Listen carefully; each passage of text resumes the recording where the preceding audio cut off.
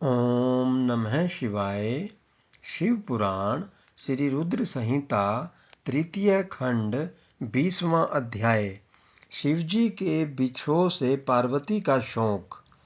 ब्रह्मा जी कहते हैं, नारद, जब भगवान शिव ने अपना तीसरा नेत्र खोलकर उसकी अग्नि से कामदेव को भस्म कर दिया, तब मैंने उस क्रोधाग्नि से भयभीत देवताओं सहित सभी प्राणियों को भय से मुक्त कराने के लिए उस अग्नि को शिव की आज्ञा से पकड़ लिया और उसे लेकर मैं समुद्र तट की ओर चल पड़ा।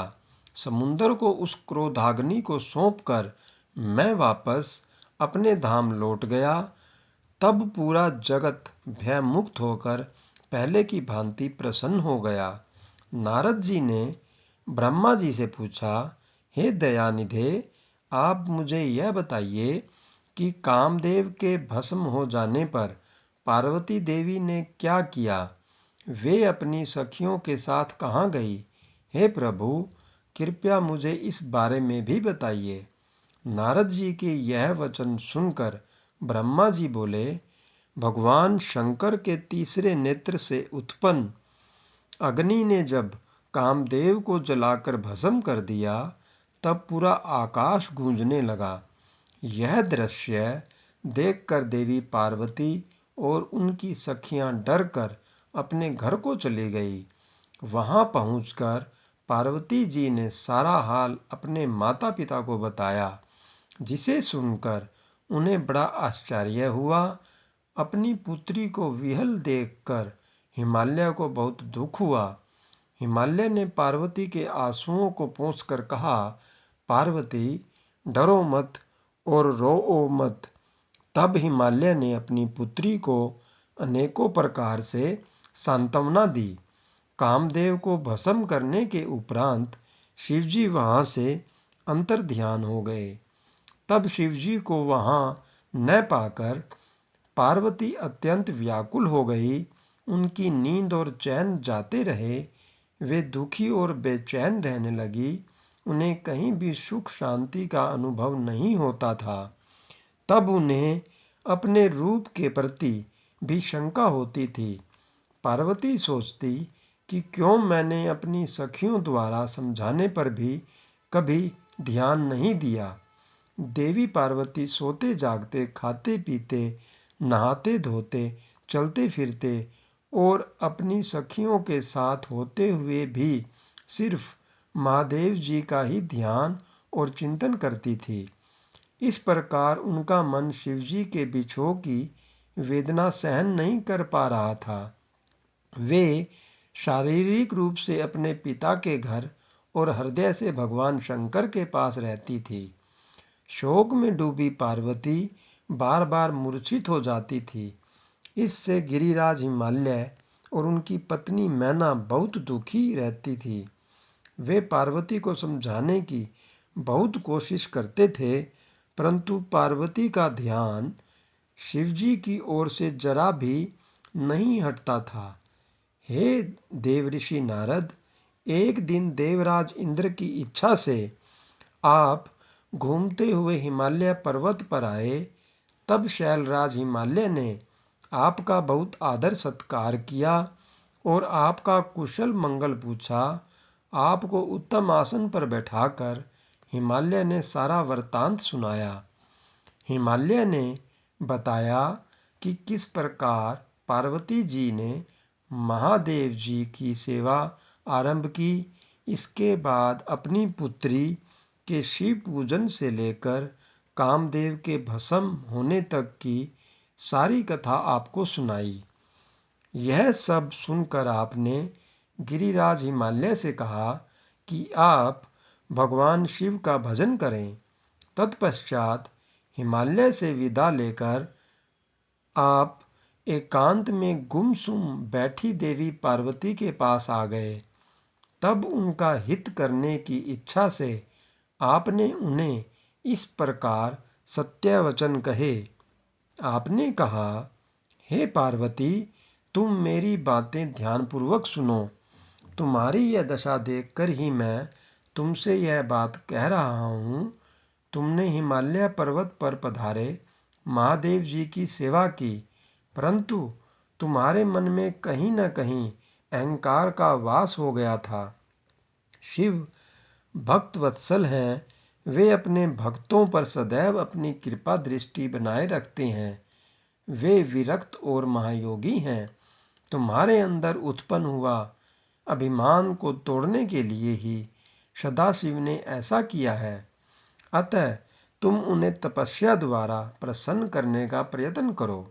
तुम चिरकाल तक उत्तम भक्ति भाव से उनकी तपस्या करो। तुम्हारी तपस्या से प्रसन्न होकर महादेव जी निश्चय ही तुम्हें अपनी सहधर्मणी बनाना स्वीकार करेंगे। यही शिवजी को पति रूप में प्राप्त करने का एकमात्र साधन है। हे नारद, आपकी यह बात सुनकर देवी शिवा हर्षित होते हुए इस प्रकार बोली, हे मुनिश्रेष्ठ, आप सब कुछ जानने वाले तथा इस जगत का उपकार करने वाले हैं। अतः आप शिवजी की आराधना के लिए मुझे कोई मंत्र प्रदान करें। तब आपने पार्वती को पंचाक्षर शिव मंत्र ओम नमः शिवाय का विधि पूर्वक उपदेश दिया। इसके प्रभाव का वर्णन करते हुए आपने कहा, यह मंत्र सब मंत्रों का राजा है और सभी कामनाओं को पूरा करने वाला है। यह मंत्र भगवान शिव को बहुत प्रिय है। यह साधक को भोग और मोक्ष प्रदान करने वाला है। इस पंचाक्षर मंत्र का विधि पूर्वक व नियम पूर्वक जाप करने से शिवजी के साक्षात दर्शन होते हैं।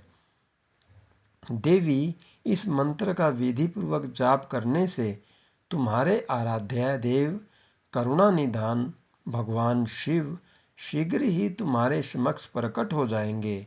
अतः तुम शुद्ध हृदय से शिवजी के चरणों का चिंतन करती हुई इस महामंत्र का जाप करो।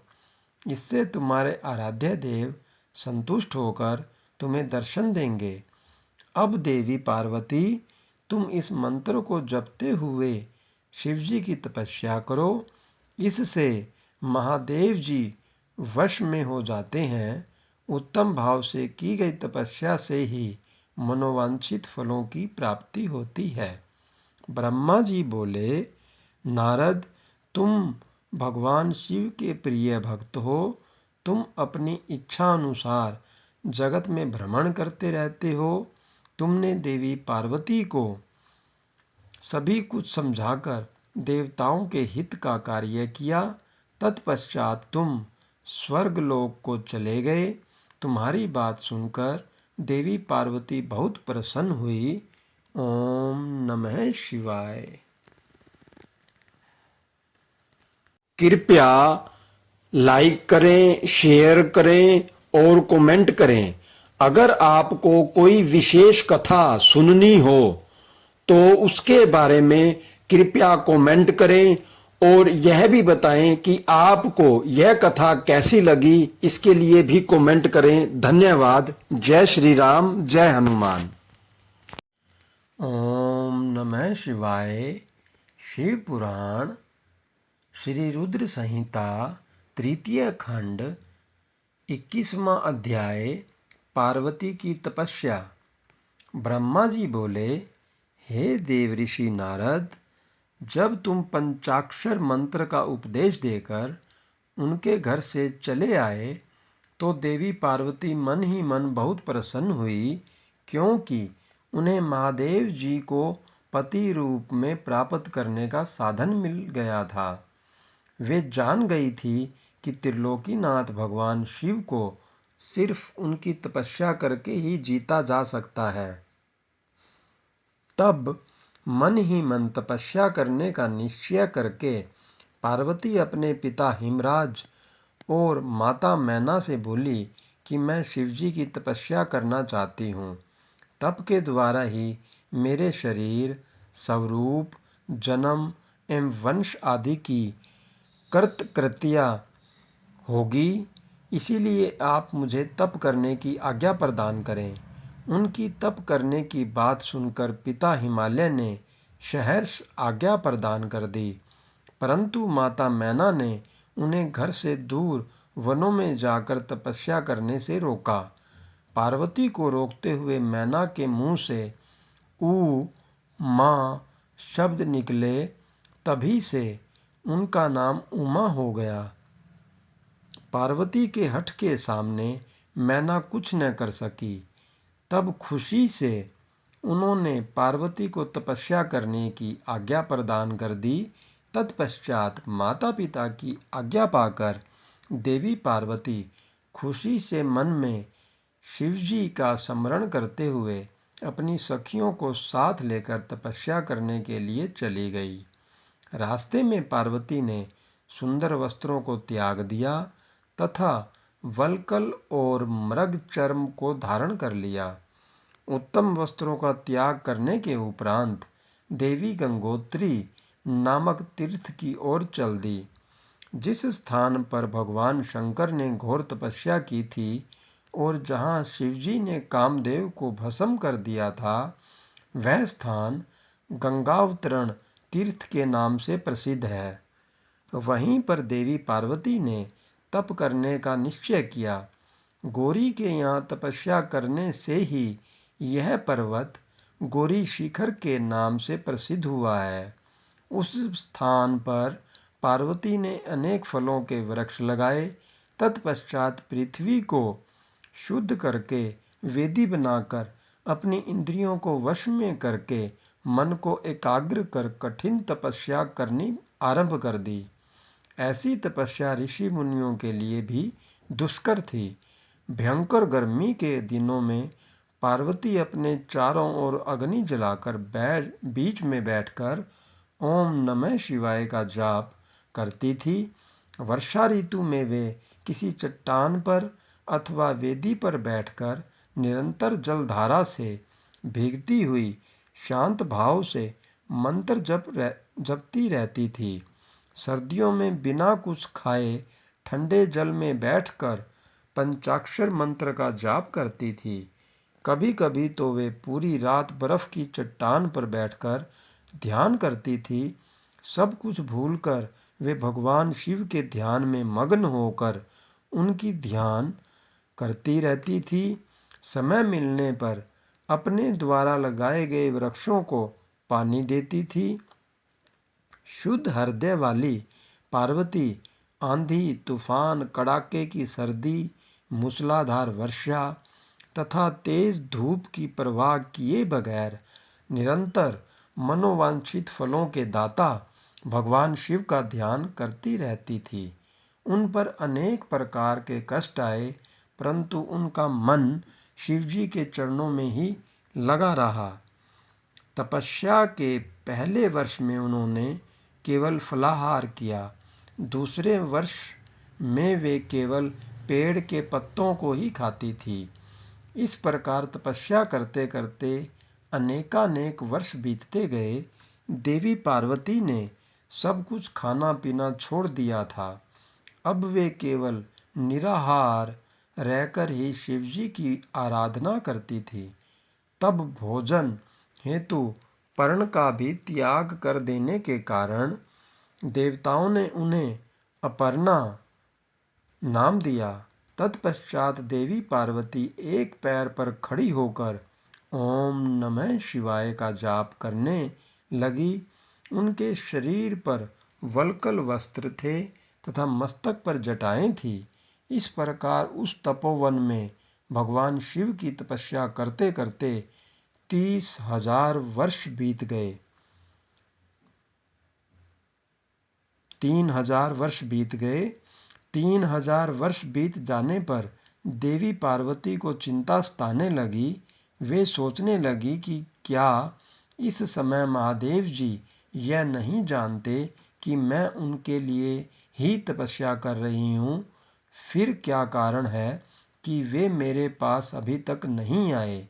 वेदों की महिमा तो यही कहती है कि भगवान शंकर सर्वज्ञ, सर्वात्मा, सब कुछ जानने वाले, सभी ऐश्वर्यों को प्रदान करने वाले, सबके मन की बातों को सुनने वाले मनोवांछित वस्तु प्रदान करने वाले तथा समस्त दुखों को दूर करने वाले हैं, तब क्यों वे अपनी कृपा दृष्टि से मुझ दीन को कृतार्थ नहीं करते। मैंने अपनी सभी इच्छाओं और कामनाओं को त्याग कर अपना ध्यान भगवान शिव में लगाया है।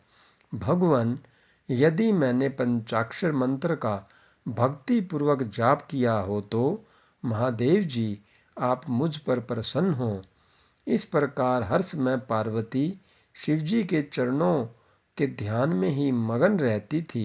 जगदम्बा माँ का साक्षात अवतार देवी पार्वती की वह तपस्या परम आश्चर्यजनक थी।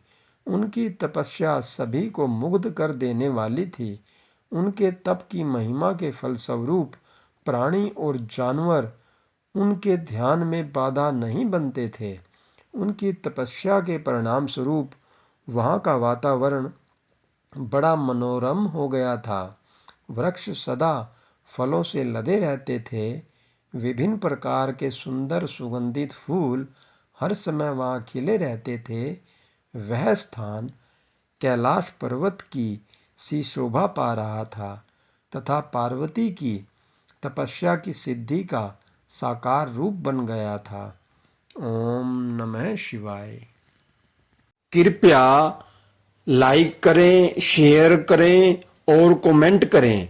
अगर आपको कोई विशेष कथा सुननी हो तो उसके बारे में कृपया कमेंट करें और यह भी बताएं कि आपको यह कथा कैसी लगी। इसके लिए भी कमेंट करें। धन्यवाद। जय श्री राम, जय हनुमान।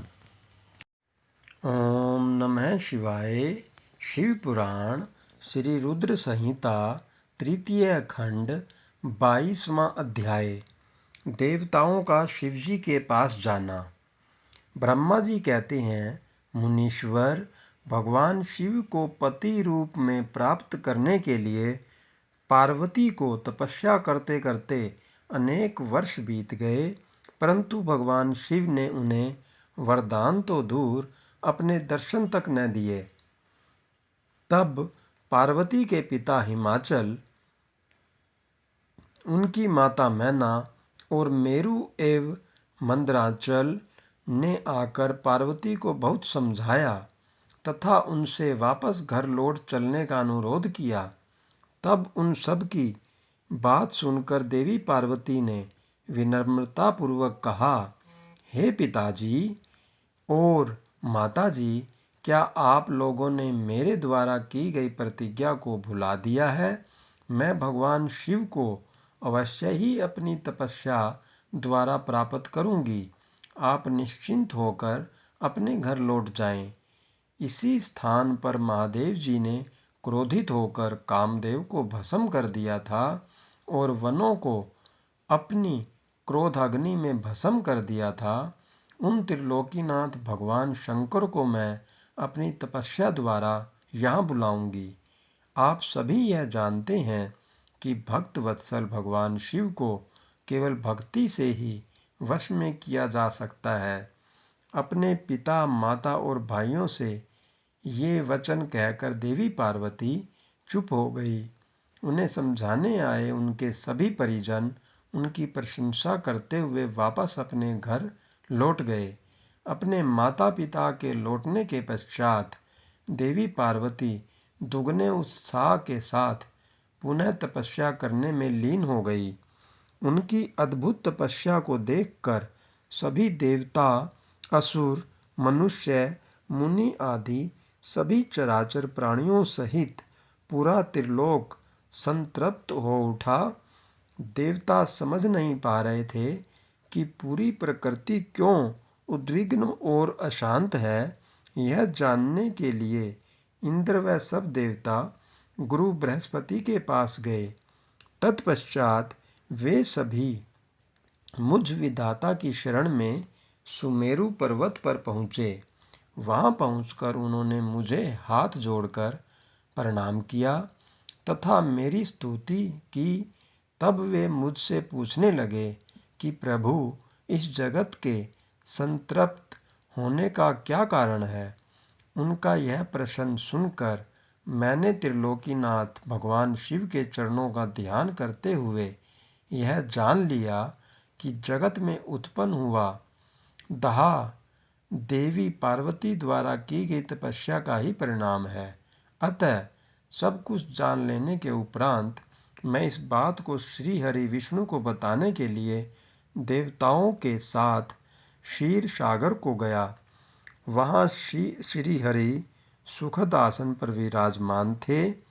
मुझ सहित सभी देवताओं ने विष्णु जी को प्रणाम कर उनकी स्तुति करना आरंभ कर दिया।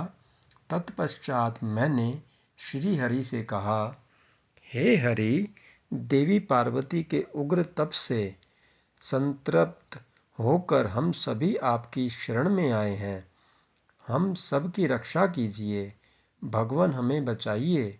हमारी करुणा पुकार सुनकर शेष शैया पर बैठे श्री हरि बोले, आज मैंने देवी पार्वती की इस घोर तपस्या का रहस्य जान लिया है, परंतु उनकी इच्छा को पूरा करना हमारे वश की बात नहीं है। अतः हम सब मिलकर त्रिलोकीनाथ भगवान शिव के पास चलते हैं। केवल वे ही हैं जो हमें इस विकट स्थिति से उबार सकते हैं। देवी पार्वती तपस्या के माध्यम से भगवान शिव को पति रूप में प्राप्त करना चाहती हैं। इसलिए भगवान शिव से यह प्रार्थना करनी चाहिए कि वे देवी पार्वती से विधिवत विवाह कर लें। हम सभी को इस विश्व का कल्याण करने के लिए भगवान शिव से पार्वती का पाणी ग्रहण करने का अनुरोध करना चाहिए। भगवान विष्णु की बात सुनकर सभी देवता भयभीत होते हुए बोले, भगवान शिव बहुत क्रोधी और हठी हैं। उनके नेत्र काल की अग्नि के समान दीप्त है। हम भूलकर भी भगवान शंकर के पास नहीं जाएंगे। उनका क्रोध सहा नहीं जाएगा। उन्होंने कामदेव को भस्म कर दिया था। हमें डर है कि कहीं क्रोध में वे हमें भी भस्म न कर दें। हे नारद, इंद्र आदि देवताओं की बात सुनकर लक्ष्मीपति श्री हरि बोले, तुम सब मेरी बातों को ध्यानपूर्वक सुनो। भगवान शिव समस्त देवताओं के स्वामी और भयों का नाश करने वाले हैं। तुम सबको मिलकर कल्याणकारी भगवान शिव की शरण में जाना चाहिए। भगवान शंकर पुराण पुरुष, सर्वेश्वर और परम तपस्वी हैं। हमें उनकी शरण में जाना ही चाहिए। भगवान विष्णु के इन वचनों को सुनकर सब देवता त्रिलोकीनाथ भगवान शिव का दर्शन करने के लिए उस स्थान की ओर चल पड़े जहाँ महादेव जी तपस्या कर रहे थे। उस मार्ग में ही देवी पार्वती उत्तम तपस्या में लीन थी। उनके तप को देखकर सभी देवताओं ने प्रसन्नतापूर्वक उन्हें दोनों हाथ जोड़कर नमस्कार किया। तत्पश्चात उनके तप की प्रशंसा करते हुए मैं, श्री हरि, विष्णु और अन्य देवता भगवान शिव के दर्शनार्थ चल दिए। वहाँ पहुंचकर हम सभी देवता कुछ दूरी पर खड़े हो गए और हमने तुम्हें भगवान शिव के करीब यह देखने के लिए भेजा कि वे कुपित हैं या प्रसन्न।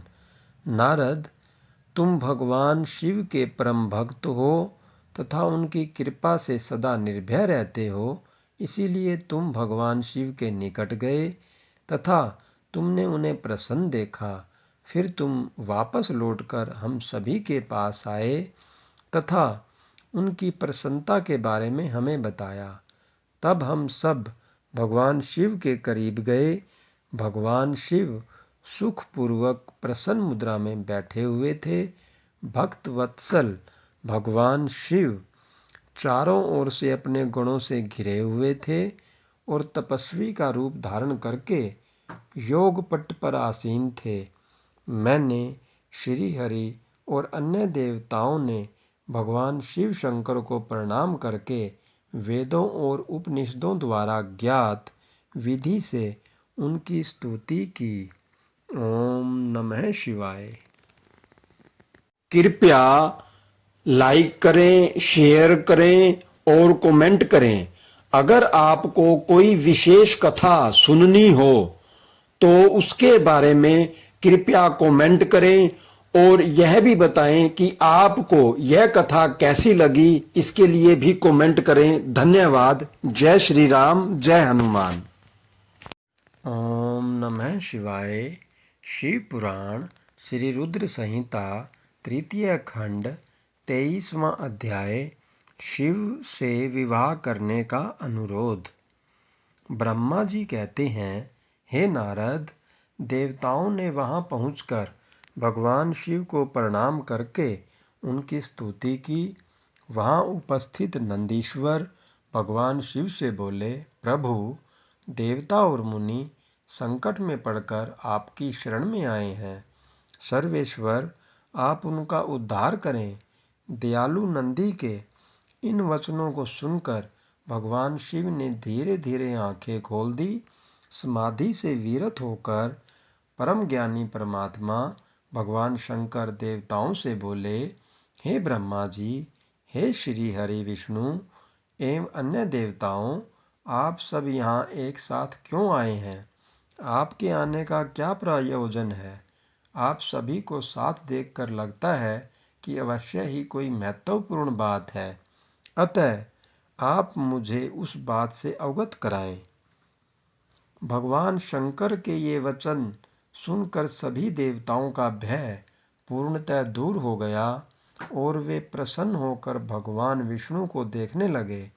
तब श्री हरि विष्णु सभी देवताओं का प्रतिनिधित्व करते हुए भगवान शिव से बोले, भगवान शंकर, तारकासुर नामक दानव ने हम सभी देवताओं को बहुत दुखी कर रखा है। उसने हमें अपने अपने स्थानों से भी निकाल दिया है। यही सब बताने के लिए हम सब देवता आपके पास आए हैं। भगवान ब्रह्मा जी द्वारा प्राप्त वरदान के फलस्वरूप उस तारकासुर की मृत्यु आपके पुत्र के द्वारा निश्चित है। हे स्वामी, आप उस दुष्ट का नाश कर हम सबकी रक्षा करें, हम सबका उद्धार कीजिए। प्रभु, आप हिमालय पुत्री पार्वती का पाणी ग्रहण कीजिए। आपका विवाह ही हमारे कष्टों को दूर कर सकता है। आप भक्त वत्सल हैं। अपने भक्तों के दुखों को दूर करने के लिए आप देवी पार्वती से शीघ्र विवाह कर लीजिए। विष्णु जी के ये वचन सुनकर भगवान शिव बोले, देवताओं, यदि मैं आपके कहे अनुसार परम सुंदरी देवी पार्वती से विवाह कर लूं, तो इस धरती पर सभी मनुष्य, देवता और ऋषि मुनि कामी हो जाएंगे। तब वे परमार्थ पद पर नहीं चल सकेंगे। देवी दुर्गा अपने विवाह से कामदेव को पुनः जीवित कर देंगी। मैंने कामदेव को भस्म करके देवताओं के हित का ही कार्य किया था। सभी देव निष्काम भाव से उत्तम तपस्या कर रहे थे ताकि विशिष्ट प्रयोजन को पूर्ण कर सकें। कामदेव के न होने से सभी देवता निर्विकार होकर शांत भाव से समाधि में ध्यान मग्न होकर बैठ सकेंगे। काम से क्रोध होता है, क्रोध से मोह हो जाता है और मोह के फलस्वरूप तपस्या नष्ट हो जाती है। इसीलिए मैं तो आप सब से भी यही कहता हूँ कि आप भी काम और क्रोध को त्याग कर तपस्या करें। ब्रह्मा जी बोले, हे नारद, त्रिलोकीनाथ भगवान शिव के मुख से इस प्रकार की बातें सुनकर हम सभी हतप्रभ से उन्हें देखते रहे और वे हम सब देवताओं और मुनियों को निष्काम होने का उपदेश देकर चुप हो गए और पुनः पहले की भांति सुस्थिर होकर ध्यान में लीन हो गए। भगवान शिव ब्रह्मा स्वरूप आत्मचिंतन में लग गए। श्री हरि विष्णु सहित अन्य देवताओं ने जब परमेश्वर शिव को ध्यान में मग्न देखा, तब सब देवता नंदीश्वर से कहने लगे, नंदीश्वर जी, हम अब क्या करें? हमें भगवान शिव को प्रसन्न करने का कोई मार्ग सुझाइए। तब नंदीश्वर सभी देवताओं को संबोधित करते हुए बोले, आप भक्त वत्सल भगवान शिव की प्रार्थना करते रहो, वे सदैव ही अपने भक्तों के वश में रहते हैं। तब नंदीश्वर की बात सुनकर देवता पुनः भगवान शिव की स्तुति करने लगे। वे बोले, हे देवाधिदेव महादेव, करुणानिधान भगवान शिव शंकर, हम दोनों हाथ जोड़कर आपकी शरण में आए हैं। आप हम सबके सभी दुखों और कष्टों को दूर कीजिए और हम सबका उद्धार कीजिए। इस प्रकार देवताओं ने भगवान शिव की अनेकों बार स्तुति की। इसके बाद भी जब भगवान ने आंखें नहीं खोली तो सब देवता उनकी करुण स्वर में स्तुति करते हुए रोने लगे। तब श्री हरि विष्णु मन ही मन भगवान शिव का स्मरण करने लगे और करुण स्वर में अपना निवेदन करने लगे। देवताओं, मेरे और श्री हरि विष्णु के बार बार निवेदन करने पर भगवान शिव की तद्रा टूटी और उन्होंने प्रसन्नतापूर्वक अपनी आंखें खोल दी। तब भगवान शिव बोले, तुम सब एक साथ यहाँ किस लिए आए हो? मुझे इससे अवगत कराओ। श्री हरि विष्णु बोले, हे देवेश्वर, हे शिव शंकर, आप सर्वज्ञ हैं, सबके अंतर्यामी ईश्वर हैं। आप तो सब कुछ जानते हैं। भगवान, आप हमारे मन की बात भी अवश्य ही जानते होंगे। फिर भी यदि आप हमारे मुख से सुनना चाहते हैं तो सुने। तारक नामक असुर आजकल बड़ा बलशाली हो गया है। वह देवताओं को अनेकों प्रकार के कष्ट देता है। इसीलिए हम सभी देवताओं ने देवी जगदम्बा से प्रार्थना कर उन्हें गिरिराज हिमालय की पुत्री पार्वती के रूप में अवतार ग्रहण कराया है। इसीलिए ही हम बार बार आपकी प्रार्थना कर रहे हैं कि आप देवी पार्वती को पत्नी रूप में प्राप्त करें। ब्रह्मा जी के वरदान के अनुसार भगवान शिव और देवी पार्वती का पुत्र ही तारकासुर का वध कर हमें उसके आतंक से मुक्त करा सकता है। मुनि श्रेष्ठ, नारद के उपदेश के अनुसार देवी पार्वती कठोर तपस्या कर रही हैं। उनकी तपस्या के तेज के प्रभाव से समस्त चराचर जगत संतप्त हो गया है। इसलिए हे भगवान, आप पार्वती को वरदान देने के लिए जाइए। हे प्रभु, देवताओं पर आए इस संकट और उनके दुखों को मिटाने के लिए आप देवी पार्वती पर अपनी कृपा दृष्टि कीजिए। आपका विवाह उत्सव देखने के लिए हम सभी बहुत उत्साहित हैं। अतः प्रभु, आप शीघ्र ही विवाह बंधन में बंधकर हमारी इस इच्छा को भी पूरा करें। भगवान, आपने रति को जो वरदान प्रदान किया था उसके पूरा होने का भी अवसर आ गया है। अतः महेश्वर, आप अपनी प्रतिज्ञा को शीघ्र ही पूरा करें। ब्रह्मा जी बोले, हे नारद, ऐसा कहकर और प्रणाम करके विष्णु जी और अन्य देवताओं ने पुनः शिव जी की स्तुति की। तत्पश्चात वे सब हाथ जोड़कर खड़े हो गए। तब उन्हें देखकर वेद मर्यादाओं के रक्षक भगवान शिव हंसकर बोले, हे हरे, हे विधे और हे देवताओं, मेरे अनुसार विवाह करना उचित कार्य नहीं है, क्योंकि विवाह मनुष्य को बांधकर रखने वाली बेड़ी है। जगत में अनेक कुरीतियां हैं, स्त्री का साथ उनमें से एक है। मनुष्य सभी प्रकार के बंधनों से मुक्त हो सकता है, परंतु स्त्री के बंधन से वह कभी मुक्त नहीं हो सकता। एक बार को लोहे और लकड़ी की बनी जंजीरों से मुक्ति मिल सकती है, परंतु विवाह एक ऐसी कैद है जिससे छुटकारा पाना असंभव है। विवाह मन को विषयों के वशीभूत कर देता है, जिससे मोक्ष की प्राप्ति असंभव हो जाती है। मनुष्य यदि सुख की इच्छा रखता है तो उसे इन विषयों को त्याग देना चाहिए। विषयों को विष के समान माना जाता है।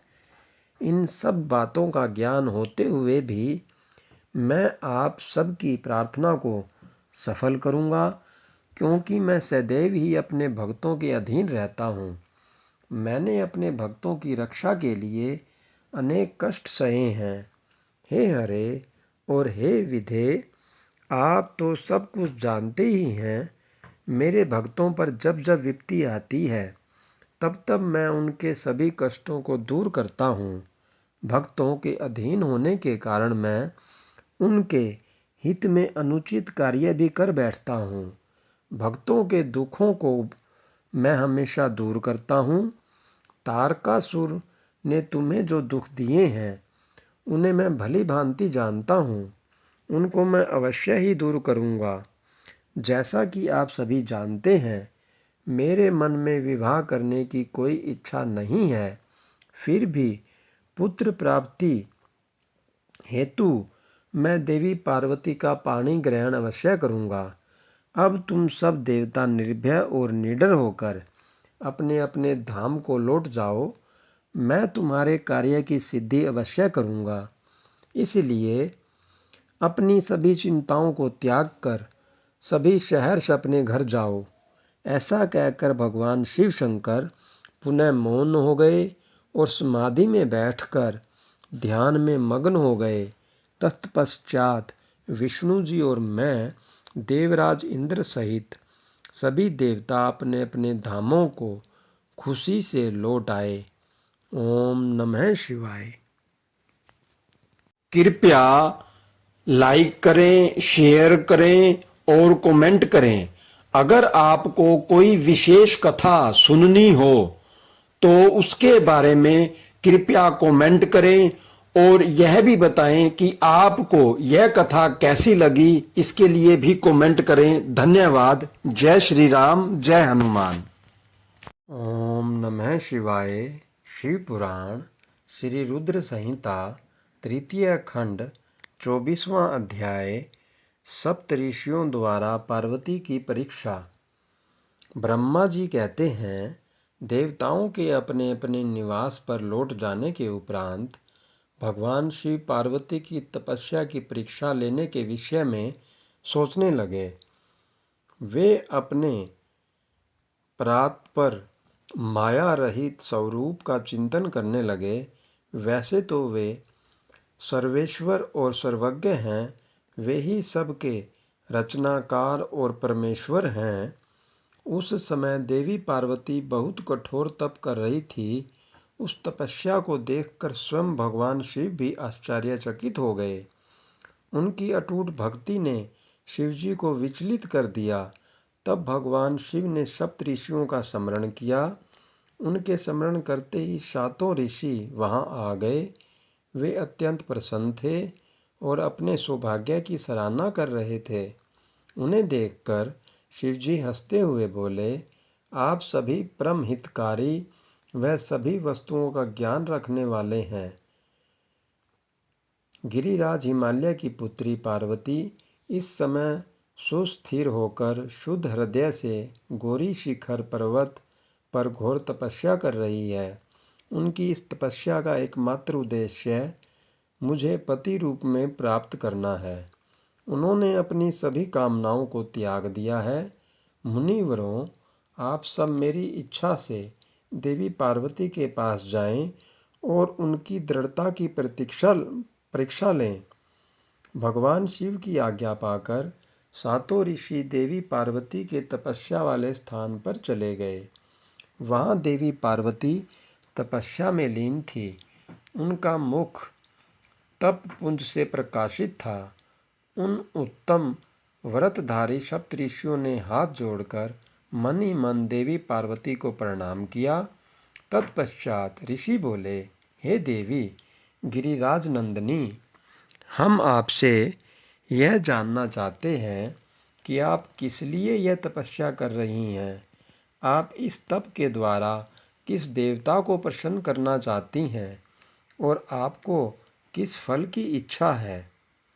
उन सप्तऋषियों के इस प्रश्न पूछने पर गिरिराज कुमारी देवी पार्वती बोली, मुनीश्वरों, आप लोगों को मेरी बातें अवश्य ही असंभव लगेंगी।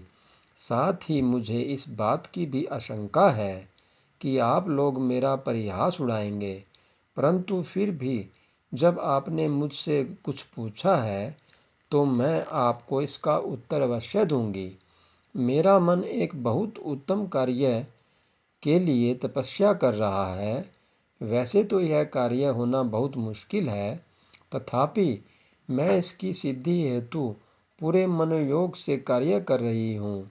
देवऋषि नारद द्वारा दिए गए उपदेश के अनुसार मैं भगवान शिव को पति रूप में प्राप्त करने के लिए उनकी तपस्या कर रही हूँ। मेरा मन सर्वथा उन्हीं के ध्यान में मगन रहता है तथा मैं उन्हीं के चरणाविंदों का चिंतन करती रहती हूँ।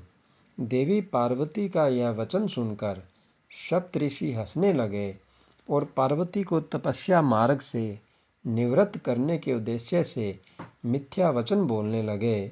उन्होंने कहा, हे हिमालय पुत्री पार्वती, देवऋषि नारद तो व्यर्थ ही अपने को महान पंडित मानते हैं। उनके मन में क्रूरता भरी रहती है। आप तो बहुत समझदार दिखाई देती हैं, क्या आप उनको समझ नहीं पाई? नारद सदैव छल कपट की बातें करते रहते हैं। वे दूसरों को मोह माया में डालते रहते हैं। उनकी बातें मानने से सिर्फ हानि ही होती है। प्रजापति दक्ष के पुत्रों को उन्होंने ऐसा उपदेश दिया कि वे हमेशा के लिए अपना घर छोड़कर चले गए। दक्ष के ही अन्य पुत्रों को भी उन्होंने बेघर कर दिया और वे भिखारी बन गए।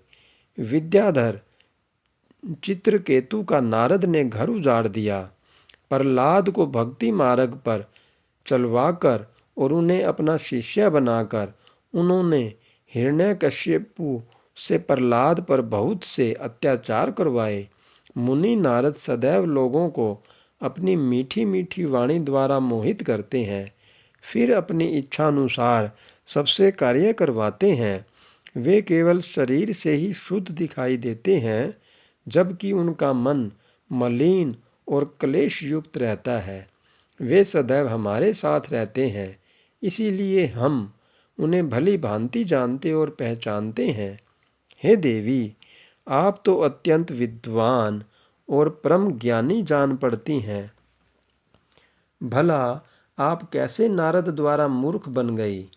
देवी, आप जिनके लिए इतनी कठोर तपस्या कर रही हैं, वे भगवान शिव तो बहुत उदासीन और निर्विकार हैं। वे सदैव काम के शत्रु हैं। हे पार्वती, आप थोड़ा विचार करके देखो कि आप किस प्रकार का पति चाहती हैं। आप मुनि नारद के बहकावे में न आए। भगवान शिव तो महा निर्लज्ज, अमंगल रूप, काम के परम शत्रु, निर्विकारी, उदासीन, कुल से हीन, भूतों व प्रेतों के साथ रहने वाले हैं। भला इस प्रकार का पति पाकर आपको किस प्रकार का सुख मिल सकता है? नारद मुनि ने अपनी माया से तुम्हारे ज्ञान और विवेक को पूर्णता नष्ट कर दिया है और तुम्हें अपनी छल कपट प्रपंच वाली बातों से छला है। देवी, कृपया आप यह सोचें कि इन्हीं शिव शंकर ने परम गुणवती सुंदर दक्ष पुत्री सती के साथ विवाह किया था। उस बेचारी को भी उनके साथ अत्यंत दुख उठाने पड़े। भगवान शिव सती को त्याग कर पुनः अपने ध्यान में निमग्न हो गए। वे सदा अकेले और शांत रहने वाले हैं। वे किसी स्त्री के साथ निर्वाह नहीं कर सकते। तभी तो देवी सती ने इसी दुख के कारण अपने पिता के घर जाकर अपने शरीर को योग अग्नि में जलाकर भस्म कर दिया था। हे देवी, इन सब बातों को यदि आप शांत मन से ध्यान लगाकर सोचें तो पूर्णतः सही पाएंगे। इसीलिए हम आपसे यह प्रार्थना करते हैं कि आप यह तपस्या कर शिवजी को प्रसन्न करने का हठ छोड़ दें और वापिस अपने पिता हिमालय के घर चली जाएं। जहाँ तक आपके विवाह का प्रश्न है, हम आपका विवाह योग्य वर से अवश्य करा देंगे। इस समय आपके लिए त्रिलोकी में सबसे योग्य पुरुष बैकुंठ के स्वामी लक्ष्मीपति श्री हरि विष्णु हैं। वे तुम्हारे अनुरूप ही सुंदर एवं मंगलकारी हैं। उन्हें पति के रूप में प्राप्त करके आप सुखी हो जाओगी। अतः देवी, आप भगवान शिव को पति रूप में प्राप्त करने के इस हठ को त्याग दें। सप्तऋषियों की ऐसी बातें सुनकर साक्षात जगदम्बा का अवतार देवी पार्वती हंसने लगी और उन परम ज्ञानी सप्तऋषियों से बोली, हे मुनीश्वरों, आप अपनी समझ के अनुसार सही कह रहे हैं, परंतु मैं अपने दृढ़ विश्वास को त्याग नहीं सकती। मैं गिरिराज हिमालय की पुत्री हूँ। पर्वत पुत्री होने के कारण मैं स्वाभाविक रूप से कठोर हूँ। मैं तपस्या से घबरा नहीं सकती। इसीलिए हे मुनिगणों, आप मुझे रोकने की चेष्टा न करें। मैं जानती हूँ कि देवर्षि नारद ने जो उपदेश मुझे दिया है और शिवजी की प्राप्ति का साधन जो मुझे बताया है, वह असत्य नहीं है। मैं उसका पालन अवश्य करूँगी। यह तो सर्वविदित है कि गुरुजनों का वचन सदैव हित के लिए ही होता है। इसीलिए मैं अपने गुरु नारद जी के वचनों का सर्वथा पालन करूँगी। इससे ही मुझे दुखों से छुटकारा मिलेगा और सुख की प्राप्ति होगी। जो गुरु के वचनों को मिथ्या जानकर उन पर नहीं चलते, उन्हें इस लोक और परलोक में दुख ही मिलता है। इसलिए गुरु के वचनों को पत्थर की लकीर मानकर उनका पालन करना चाहिए। अतः मेरा घर बसे या न बसे, मैं तपस्या का यह पथ नहीं छोड़ूंगी। हे मुनीश्वरों, आपका कथन भी सही है। भगवान विष्णु सद्गुणों से युक्त हैं तथा नित नई लीलाएं रचते हैं, परंतु भगवान शिव साक्षात पर ब्रह्म हैं। वे परम आनंदमय हैं। माया मोह में फंसे लोगों को ही प्रपंचों की आवश्यकता होती है। ईश्वर को इन सब की न तो कोई आवश्यकता होती है, न ही रुचि। भगवान शिव सिर्फ भक्ति से ही प्रसन्न होते हैं। वे धर्म या जाति विशेष पर कृपा नहीं करते। ऋषियों, यदि भगवान शिव मुझे पत्नी रूप में नहीं स्वीकारेंगे तो मैं आजीवन कुंवारी ही रहूंगी और किसी अन्य का वर्ण कदापि नहीं करूंगी। यदि सूर्य पूर्व की जगह पश्चिम से निकलने लगे, पर्वत अपना स्थान छोड़ दें और अग्नि शीतलता अपना ले, चट्टानों पर फूल खिलने लगे, तो भी मैं अपना हट नहीं छोड़ूंगी। ऐसा कहकर देवी पार्वती ने सप्तऋषियों को दोनों हाथ जोड़कर प्रणाम किया तथा भक्ति भाव से शिव चरणों का स्मरण करते हुए पुनः तपस्या में लीन हो गई।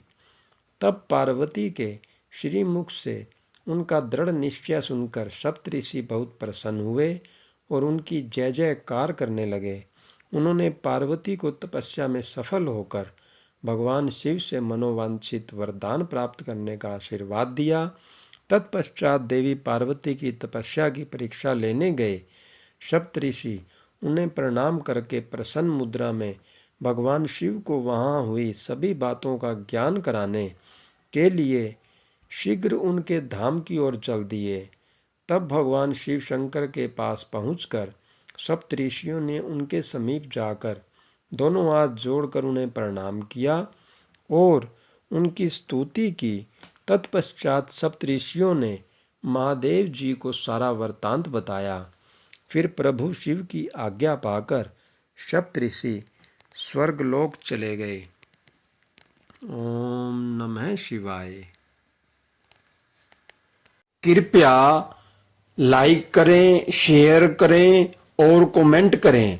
अगर आपको कोई विशेष कथा सुननी हो तो उसके बारे में कृपया कमेंट करें और यह भी बताएं कि आपको यह कथा कैसी लगी। इसके लिए भी कमेंट करें। धन्यवाद। जय श्री राम, जय हनुमान। ओम नमः शिवाय।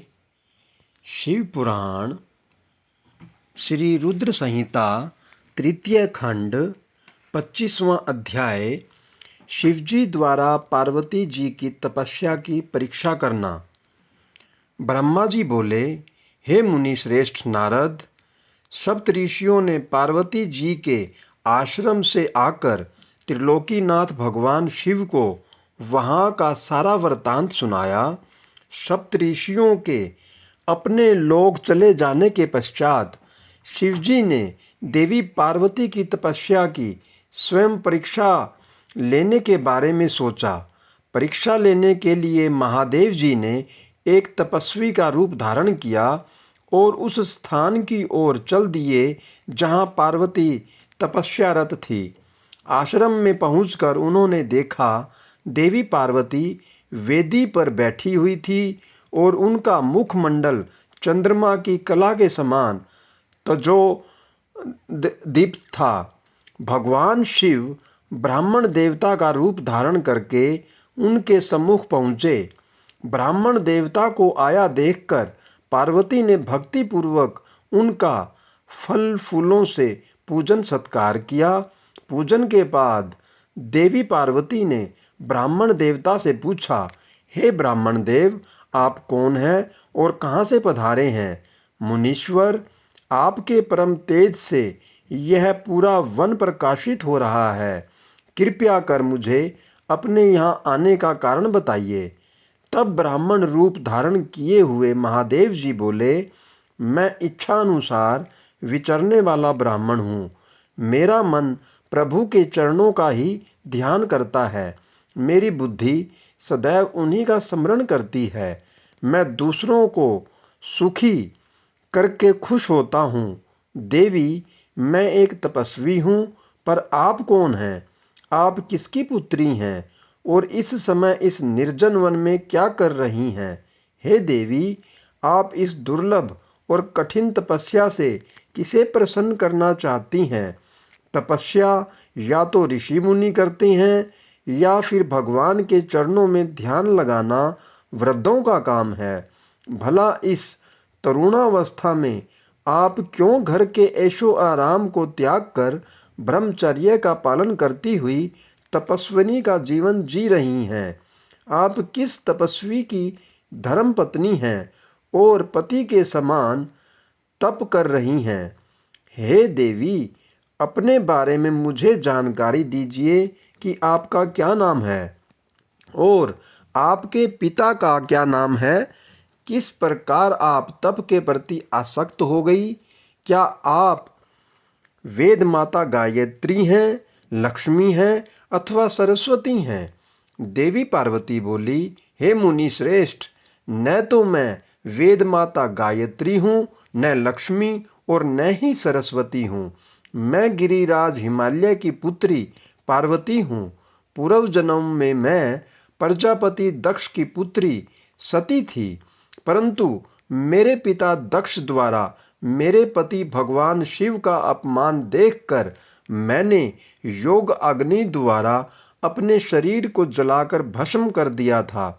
इस जन्म में भी प्रभु शिव शंकर की सेवा करने का मुझे अवसर मिला था। मैं नियम पूर्वक उनकी सेवा में व्यस्त थी, परंतु दुर्भाग्य से कामदेव के चलाए गए बाण के फलस्वरूप शिवजी को क्रोध आ गया और उन्होंने कामदेव को अपने क्रोध की अग्नि से भस्म कर दिया और वहां से उठकर चले गए। उनके इस प्रकार चले जाने से मैं पीड़ित होकर उनकी प्राप्ति का प्रयत्न करने हेतु तपस्या करने गंगा तट पर चली आई हूँ। यहाँ मैं बहुत लंबे समय से कठोर तपस्या कर रही हूँ ताकि मैं शिवजी को पुनः पति रूप में प्राप्त कर सकूं, परंतु मैं ऐसा करने में सफल नहीं हो सकी हूँ। मैं अभी अग्नि में प्रवेश करने ही वाली थी कि आपको आया देखकर ठहर गई। अब आप जानिए, मैं अग्नि में प्रवेश करूंगी, क्योंकि भगवान शिव ने मुझे स्वीकार नहीं किया है। ऐसा कहकर देवी पार्वती उन ब्राह्मण देवता के सामने ही अग्नि में समा गई। ब्राह्मण देव ने उन्हें ऐसा करने से बहुत रोका, परंतु देवी पार्वती ने उनकी एक भी बात नहीं सुनी और अग्नि में प्रवेश कर लिया। परंतु देवी पार्वती की तपस्या के प्रभाव के फलस्वरूप वह धधकती हुई अग्नि एकदम ठंडी हो गई। सहसा पार्वती आकाश में ऊपर की ओर उठने लगी।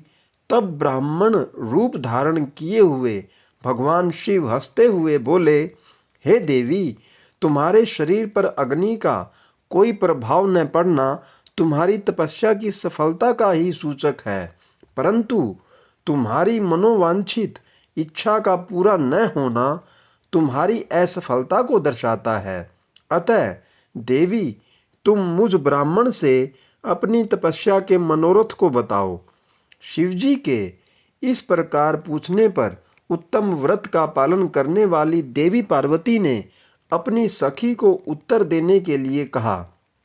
उनकी सखी बोली, हे साधु महाराज, मेरी सखी गिरिराज हिमालय की पुत्री पार्वती है। पार्वती का अभी तक विवाह नहीं हुआ है। ये भगवान शिव को ही पति रूप में प्राप्त करना चाहती हैं। इसी के लिए वे 3000 वर्षों से कठोर तपस्या कर रही हैं। मेरी सखी पार्वती ब्रह्मा, विष्णु और देवराज इंद्र को छोड़कर पिनाक पाणी भगवान शंकर को ही पति रूप में प्राप्त करना चाहती हैं। इसीलिए ये मुनि नारद की आज्ञा अनुसार कठोर तपस्या कर रही हैं। देवी पार्वती की सखी की बातें सुनकर जटाधारी तपस्वी का वेश धारण किए हुए भगवान शिव हंसते हुए बोले, देवी, आपकी सखी ने जो कुछ मुझे बताया है मुझे परिहास जैसा लगता है।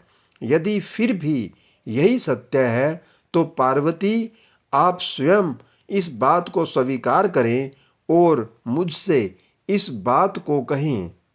ओम नमः शिवाय। कृपया लाइक करें, शेयर करें और कमेंट करें।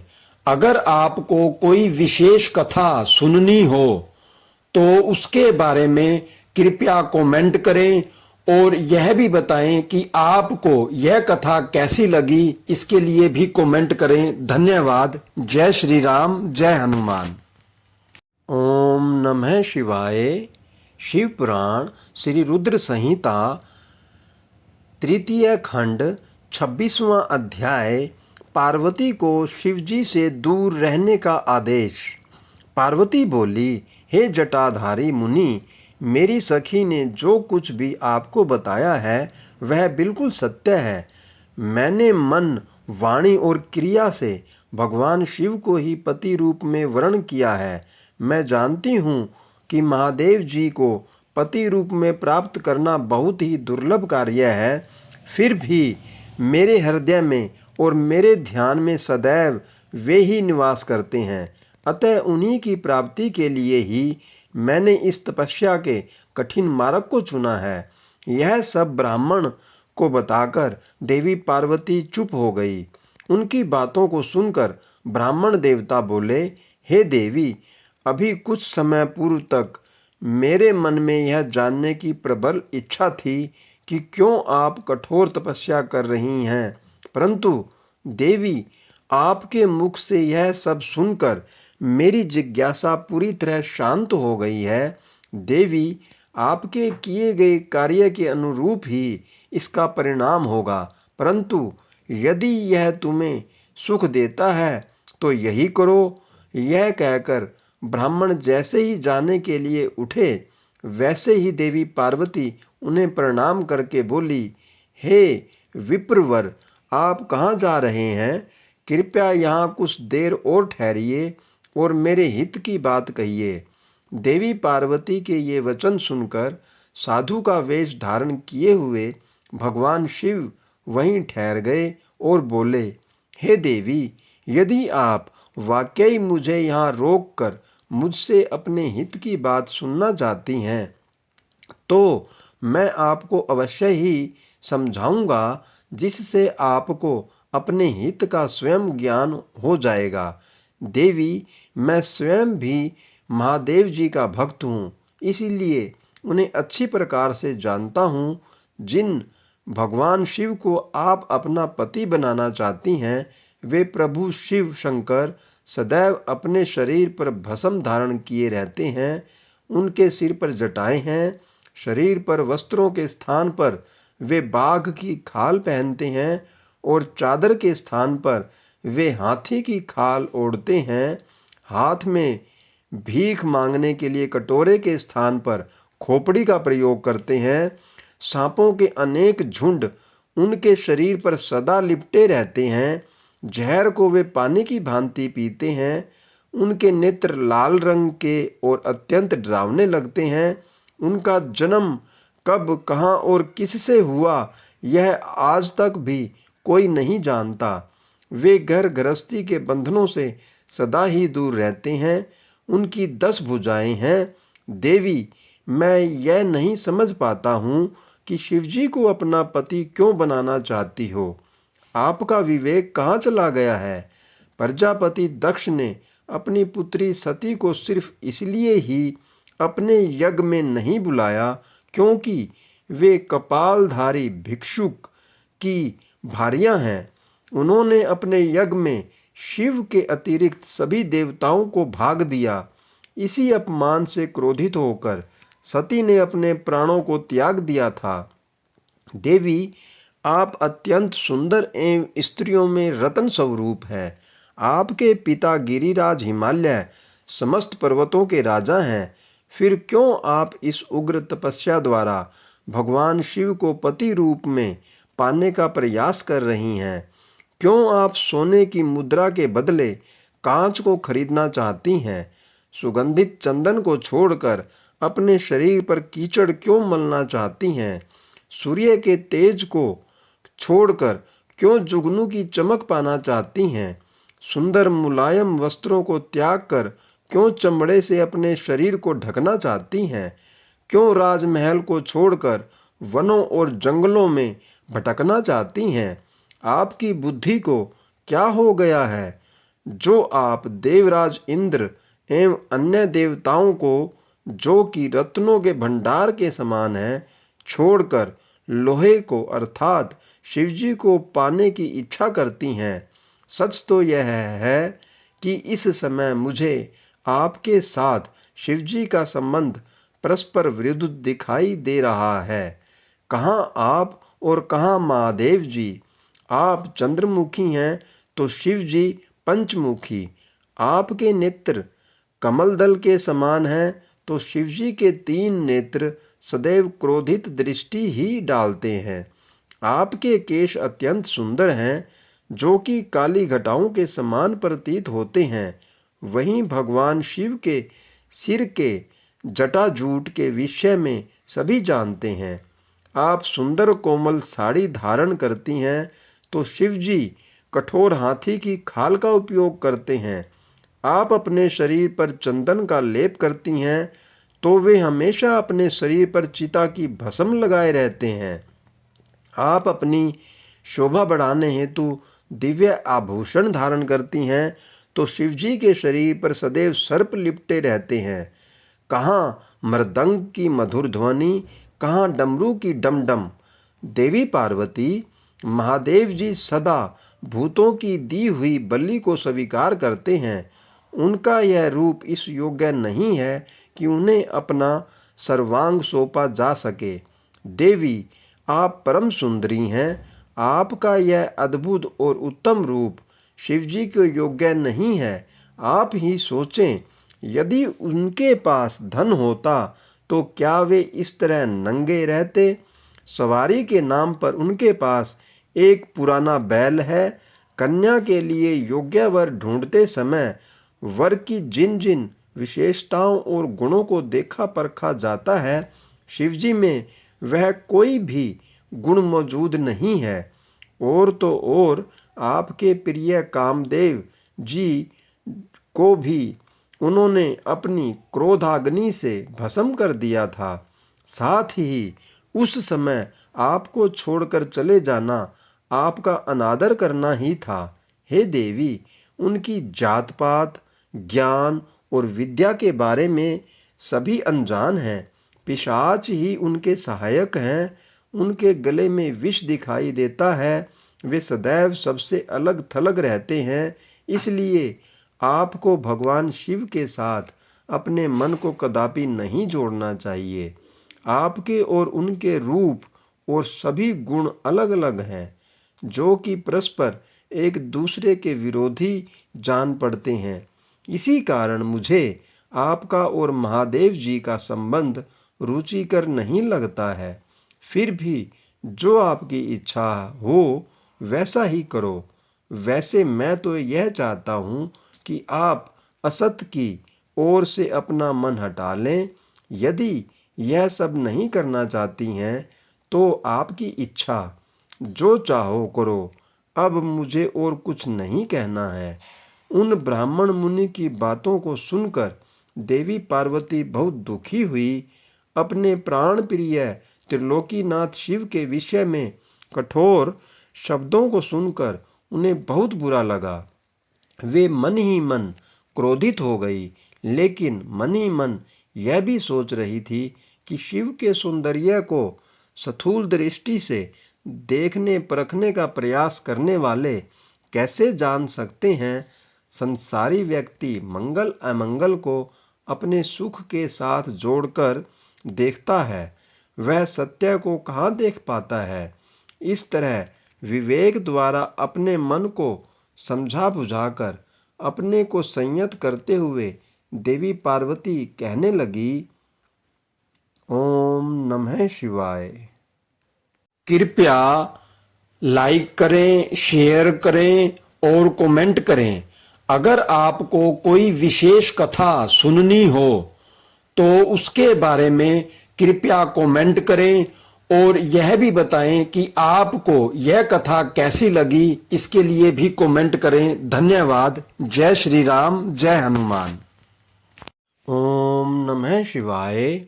शिव पुराण श्री रुद्र संहिता तृतीय खंड 27वां अध्याय। पार्वती जी का क्रोध से ब्राह्मण को फटकारना।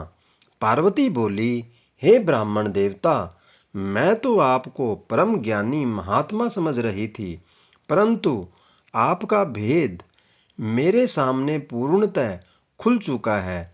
आपने शिवजी के विषय में मुझे जो कुछ भी बताया है वह मुझे पहले से ही ज्ञात है, पर यह सब बातें सर्वथा झूठ हैं।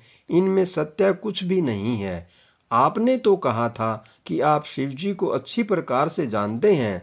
आपकी बातें सुनकर लगता है कि आप झूठ बोल रहे हैं, क्योंकि ज्ञानी मनुष्य कभी भी त्रिलोकीनाथ भगवान शिव के विषय में कोई भी अप्रिय बात नहीं कहते हैं।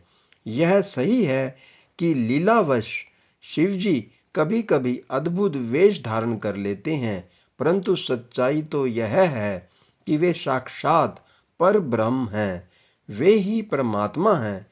उन्होंने स्वेच्छा से ऐसा वेश धारण किया है। हे ब्राह्मण, आप कौन हैं जो ब्राह्मण का रूप धरकर मुझे छलने के लिए यहाँ आए हैं? आप ऐसी अनुचित व असंगत बातें करके एवं तर्क वितर्क करके क्या साबित करना चाहते हैं? मैं भगवान शिव के स्वरूप को भली भांति जानती हूँ। वास्तव में शिवजी निर्गुण ब्रह्म हैं। समस्त गुण ही जिनका स्वरूप हो, भला उनकी जाति कैसे हो सकती है? शिवजी तो सभी विद्याओं का आधार हैं। भला फिर उनको विद्या से क्या काम हो सकता है? पूर्व काल में भगवान शिव ने ही श्री हरि विष्णु को संपूर्ण वेद प्रदान किए थे। जो चराचर जगत के पिता हैं, उनके भक्तजन मृत्यु को भी जीत लेते हैं। जिनके द्वारा इस प्रकृति की उत्पत्ति हुई है, जो सभी तत्वों के आरंभ के विषय में जानते हैं, उनकी आयु का माप कैसे किया जा सकता है। भक्त वत्सल शिवजी सदा ही अपने भक्तों के वश में ही रहते हैं। वे अपने भक्तों को प्रसन्न होने पर प्रभु शक्ति, उत्साह शक्ति और मंत्र शक्ति नामक अक्षय शक्तियां प्रदान करते हैं। उनके परम चरणों का ध्यान करके ही मृत्यु को जीता जा सकता है। इसलिए शिवजी को मृत्युंजय नाम से जाना जाता है। भगवान शिव की कृपा प्राप्त करके ही विष्णु जी को विष्णु तत्व, ब्रह्मा जी को ब्रह्मत्व और अन्य देवताओं को देवत्व की प्राप्ति हुई है। भगवान शिव महाप्रभु हैं। ऐसे कल्याणमयी भगवान शिव की आराधना करने से ऐसा कौन सा मनोरथ है जो सिद्ध नहीं हो सकता। उनकी सेवा न करने से मनुष्य 7 जन्मों तक दरिद्र होता है।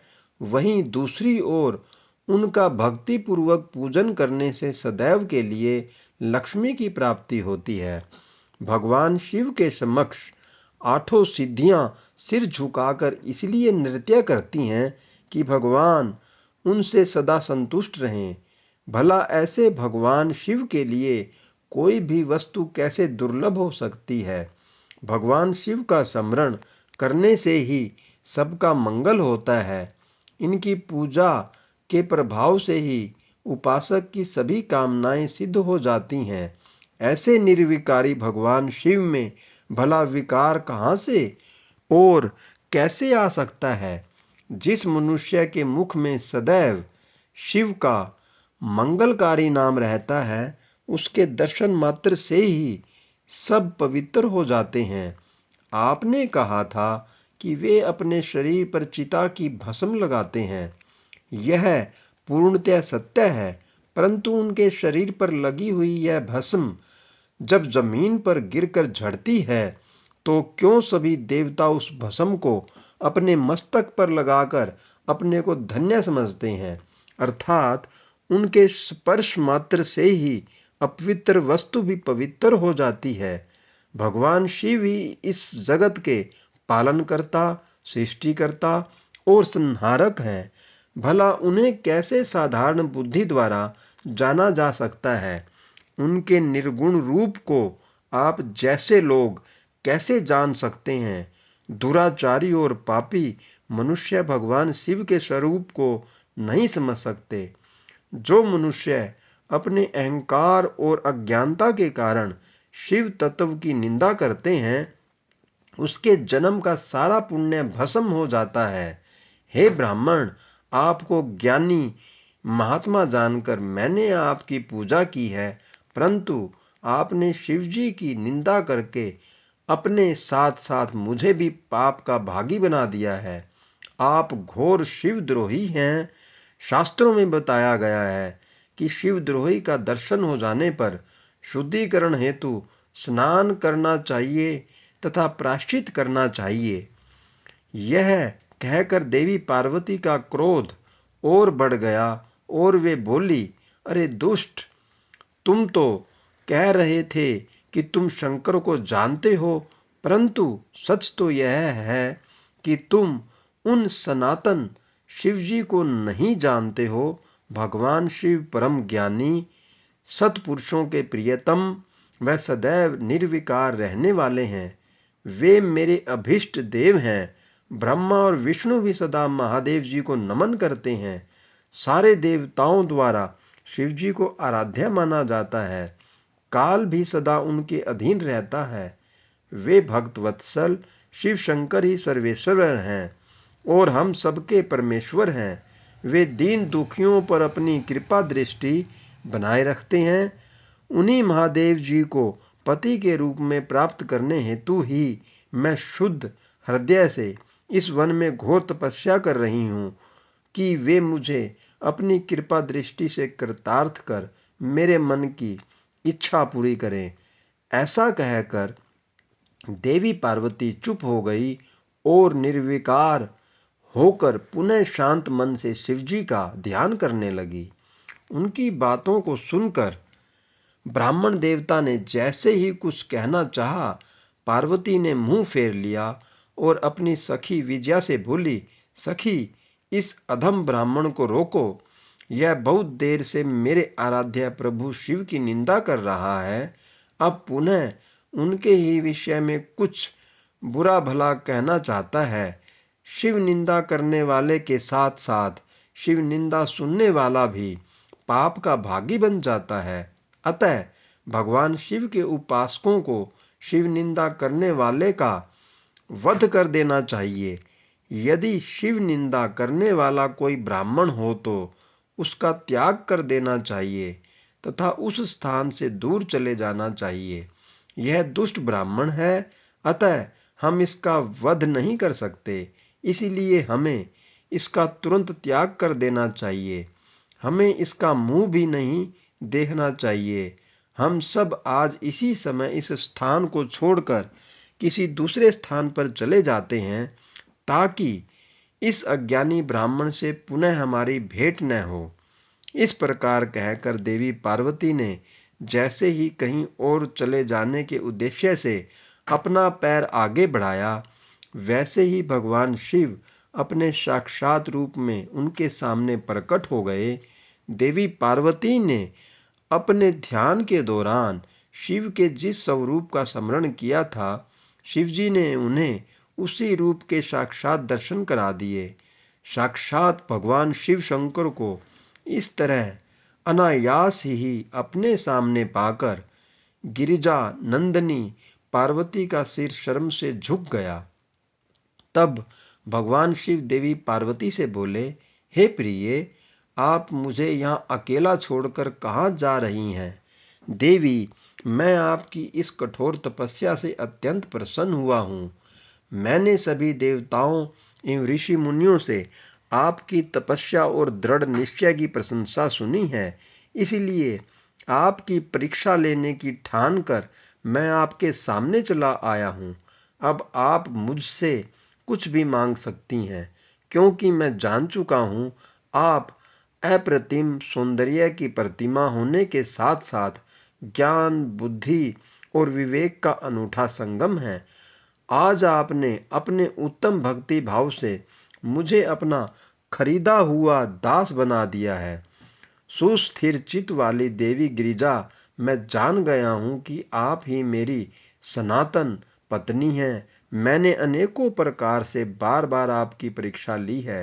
हे देवी, मेरे इस अपराध को आप क्षमा कर दें। हे शिवे, इन तीनों लोकों में आपके समान अनुरागिणी कोई न है, न थी और न ही कभी हो सकती है।